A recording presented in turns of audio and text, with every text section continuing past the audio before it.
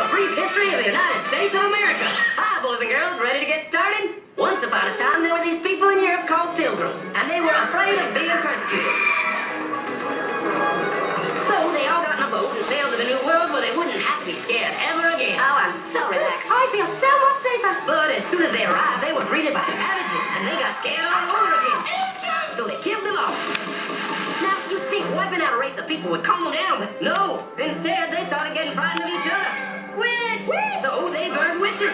In 1775, they started killing the British so they could be free. And it worked, but they still didn't feel safe. So they passed a Second Amendment which said every white man could keep his gun. I loves my gun. Loves my gun. Which brings us to the genius idea of slavery. You see, boys and girls, the white people back then were also afraid of doing any work. So they went to Africa, kidnapped thousands of black people, brought them back to America, and forced them to work very hard for no money. And I don't mean no money like I work at Walmart and make no money. I mean $0.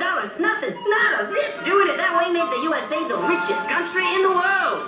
So did having all that money and free help calm the white people down? No way. They got even more afraid. That's because after 200 years of slavery, the black people now outnumber the white people in many parts of the South. Well, you can pretty much guess what came next. The slaves started rebelling. There were uprisings. An old master, their heads got chopped off. And when white people heard of this, they were freaking out and going, oh no hell, don't kill me, big black man. Well, just in the nick of time came Samuel Colt, who in 1836 invented the first weapon ever that could be fired over and over without having to reload. And all the Southerners were like, yeah! But it was too late. The North soon won the Civil War and the slaves were freed. Yep, they were free now to go chop all the old masters' heads off. And everybody was like, oh no, we're gonna die. But the freed slaves took no revenge.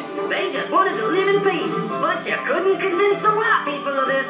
So they formed the Ku Klux Klan. And in 1871, the same year the Klan became an illegal terrorist organization, another group was founded, the National Rifle Association. Soon politicians passed one of the first gun laws, making it illegal for any black person to own one.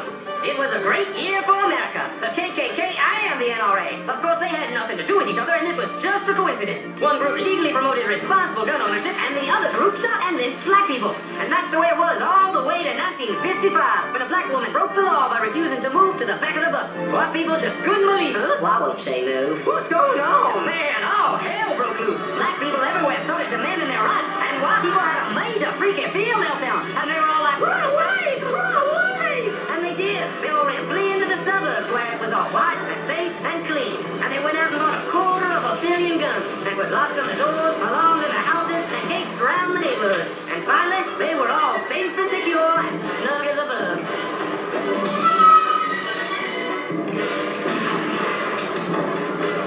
And everyone lived happily ever after.